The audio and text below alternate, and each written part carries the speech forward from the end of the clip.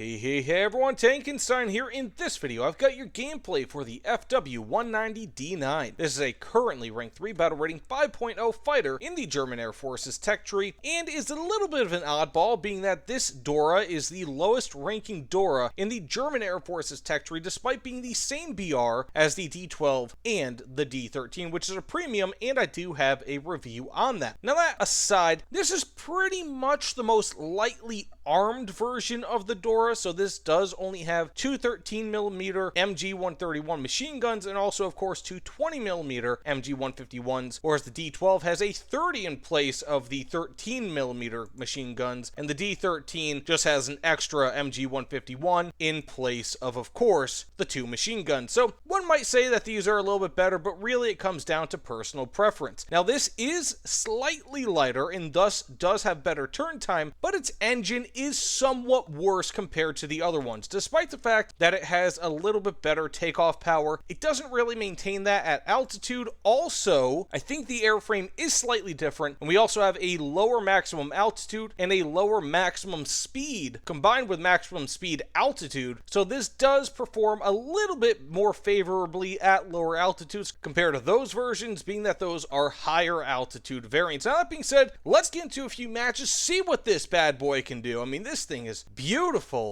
and it's just, anyways, that said, let's get into it. So, I'm actually really interested, so let me know in the comments below, but which of the Dora variants, the FW-190D variants, is your favorite?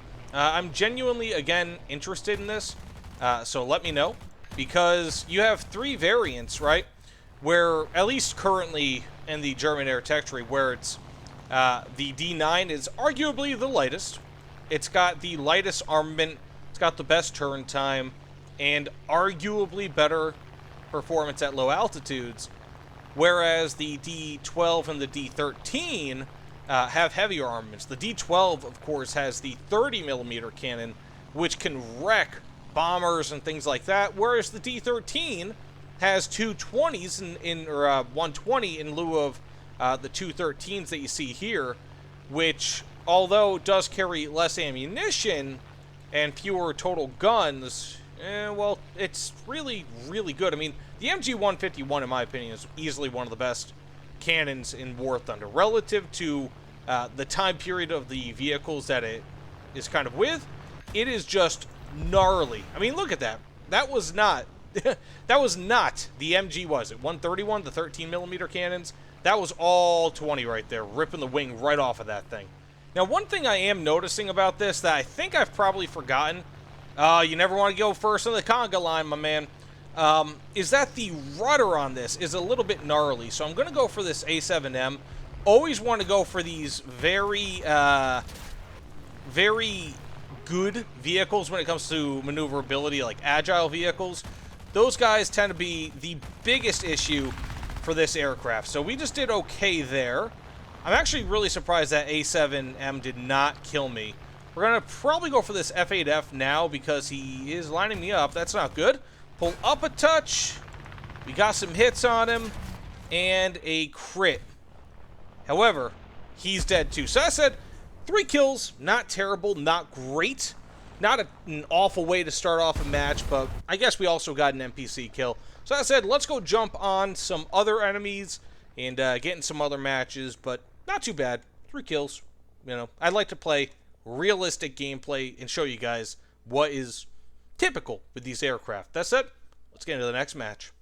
I don't know about you guys, but whenever I see a bomber or an attack aircraft or something like that getting a little bit low on altitude, it just makes me feel all funny inside. In a good way, of course. Because it means that I can just open fire on them and hopefully turn around and snag this kill before this FW-190 F8, which is admittedly, I think, a bit better armed for it. So let's see. Hopefully we can get at least an assist here. You know what? I'm guessing I'm gonna get myself a kill. Ah, farts. Isn't that such a farter right there? But the F8 is just such a gnarly vehicle. If I'm not mistaken, can't that equip 2 underwing 30mm cannons? The MK-103s, I think?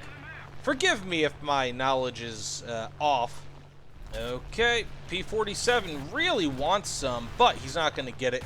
Instead, we can go for this P-51, not too bad. Got ourselves a kill. And this is, again, one of the reasons why I do prefer the 20s in the D-13 as opposed to the 13s in this, because, again, you saw with the PBY, I believe it was a PBY, that it, of course I got myself an assist, which is cool. However, that is pretty symptomatic of this aircraft, where you're just not going to get the kills as consistently as you might otherwise. So let's go ahead and fire on this guy a little bit more. Should probably zoom in a touch, be able to guide my hand a little bit better, but got this kill. Again, not too bad, real quick, and you can engage these flaps at pretty damn high speeds. Hopefully my allies have my back. I can kind of smell them. A7 got the kill, shot his wingtip right off, not too bad. And I think we're going to survive here. At least I'm hoping. Now, I don't really have too much ammunition left. Only really have my MGs left, which is okay. Just got to do a... Ooh, got myself good with that head on. And now I'm just going to go probably die. But not too bad. 4 kills. And I'm not actually dead. So we're going to make it back to base here. I'm assuming that this match, at least for me, is pretty much over. But again, not bad. I mean, like, this thing has a very balanced loadout. That's it. Let's get into the next match. So just because it got a little bit dicey there at the end, it looked like I was going to be gunned down by that Spitfire. Just want to say I did survive. Plus, I also tacked on another assist with almost 3,000 score in total. Now let's get to the next match. So everything else being said, let's just kind of briefly go over some of the strengths, weaknesses, and what have you of this aircraft. And there are obviously going to be quite a few. Hopefully I can get this BE6. I might, actually. Wow. Okay, there are going to be quite a few strengths and weaknesses of this. And first and foremost, I'm going to say that its biggest strength is probably going to be its just incredible turn rate. It's just, or not turn rate, but rather roll rate. Like, look at this. Basically, the way that I look at roll rate is quite simple. And it's something where, for example, like an early Spitfire, it can turn incredibly well, but guess what it can't do? Roll. And the thing with roll rate, you can do this, then you can move over there, and then, kind of go back and forth. Basically, you can shift your energy much more quickly with a good roll rate than you can without. Despite the fact you might still be an incredibly agile vehicle, but that's only in one way. This can shift its energy, which is ridiculous. Secondly, I'd say it has okay performance. It's not absolutely fantastic. It doesn't have a great turn radius, for example. It's good. However, again, not necessarily fantastic. It does have very nice flaps that do work up to and around 400-ish kilometers per hour, which is great. I should be able to turn in on this guy and get myself a kill. Yes, I can. Now, additionally, it doesn't really, at least in my opinion, this really doesn't have fantastic armament. It's not bad. 220s is definitely decent, but in my opinion, German HMGs, the 13mm machine guns, they just don't do it for me. They're just not all that great in my opinion. Again, not terrible. Let's pull up. Don't feel like dying. I'm going to have to land after that. We have ourselves an assist. Not too bad.